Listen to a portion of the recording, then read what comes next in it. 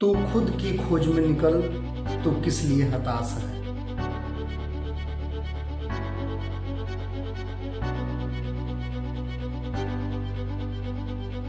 तू खुद की खोज में निकल, तू किस लिए हताश है। तू चल तेरे वजूद की समय को भी तलाश है। तू चल तेरे वजूद की समय को भी तलाश है। जो तुझसे लिपटी बेड़ियां समझ ले इनको वस्त्र तू। जो तुझसे लिपटी बेड़ियां समझ ले इनको वस्त्र तू। इन बेड़ियों को पिघाल कर बना ले इनको शस्त्र तू। तू खुद की खोज में निकल, तू किस लिए हताश है। तू चल तेरे वजूद की समय को भी तलाश है। चरित्र जब पवित्र है तो क्यों है ये दशा तेरी।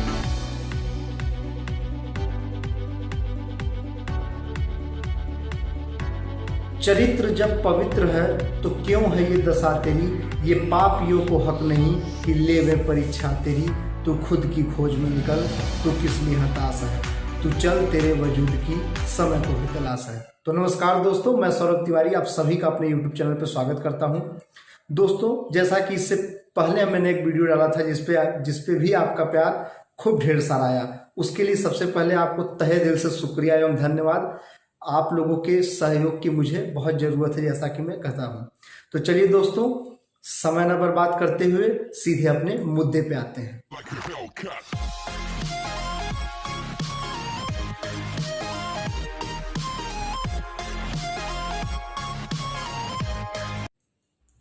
दोस्तों, आज के डेट में हम कई चीज़ों के बारे में परिचित हैं, लेकिन बहुत ज़्यादा मात्रा में परिचित नहीं हैं। जैसे कि अगर मैं बात करूं रावण की, तो रावण के 10 सर का मतलब क्या था और रावण के उस 10 सर को हम अपने लाइफ से कैसे जोड़ सकते हैं। तो अगर आपको रावण के 10 सर के बारे में कोई भी जानकारी जो मैं बताने जा रहा हूँ इससे अलग हो, तो कमेंट बॉक्स में ज़रूर टाइप करके आप मुझे सेंड करिएगा, जिसके ज़रिए कि मैं और भी चीज़ें इसके बारे में जान सकूँ। तो चलिए दोस्तों, रावण के 10 सर का एक्चुअल में मतलब था कि जो उसका पहला सर था, दूसरा सर था, तीसरा, चौथा, पांचवा, छठवां करके जो 10वां तक सर था, वो उसके 10 इमोशन थे। इमोशन क्या होते हैं? इमोशन वो होते हैं जो एक इंसान को इंसान बनाते हैं। अगर किसी व्यक्ति के अंदर इमोशन नहीं है तो वो निर्जीव की तरह है। इमोशन का मतलब होता है क्रोध भी इमोशन है, प्यार भी इमोशन है, दया भी इमोशन है, परोपकारिता भी इमोशन है, ईमानदारी भी इमोशन है, ईगो भी इमोशन है। तो ये सभी इमोशन के उदाहरण हैं। उसी तरह रावण का जो 10 सर था, उस 10 सर के भी 10 रावण के अंदर इमोशन थे। अगर इमोशन के कुछ उदाहरण की बात करूं तो कुछ इस तरीके से मैं आपको बता सकता हूं कि जैसे रावण भगवान से लड़ गया अपनी बहन के लिए, ये उसका एक इमोशन था। अब आप इसको ईगो कह लीजिए, चाहे अपने बहन के लिए भगवान तक से लड़ गया। रावण का एक दूसरा इमोशन और भी दिखता है कि सीता जी अशोक वाटिका में इतने दिन तक रही, लेकिन फिर भी रावण ने उनको टच तक नहीं किया, ये भी उसका एक इमोशन था। रावण भगवान से लड़ने का भी ताकत रखता था, ये उसका एक इमोशन था। रावण क्रोधी था, ये उसका एक इमोशन था।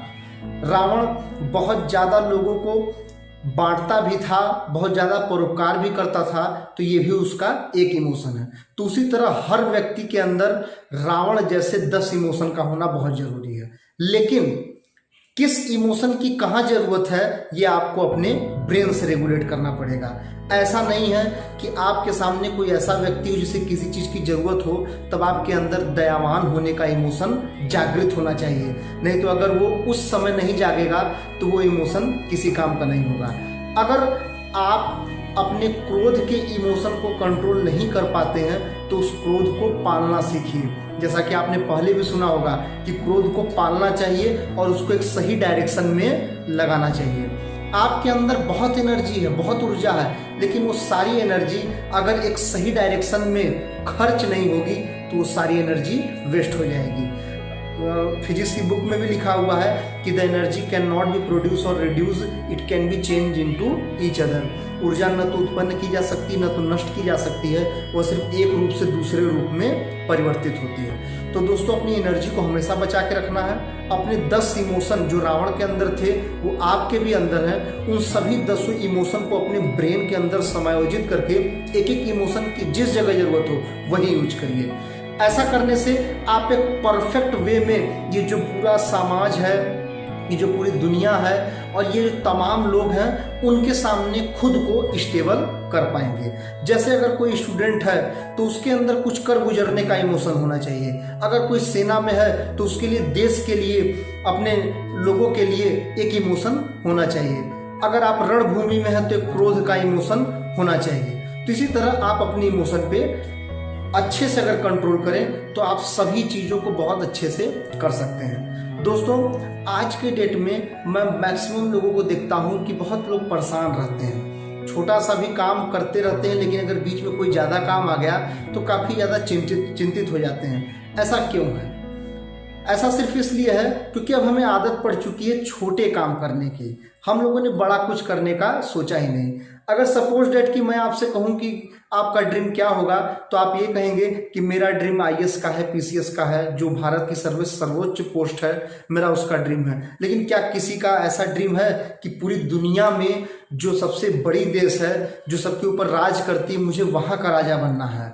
आपके दिमाग में दूर दूर तक भी क्या ऐसे प्रकार के विचार आते हैं कि मुझे इस दुनिया का जो सबसे बेहतरीन पोस्ट है, इस दुनिया का जो सबसे ताकतवर देश है, वहां का राजा बनना है, वहां का किंगडम मुझे संभालना है?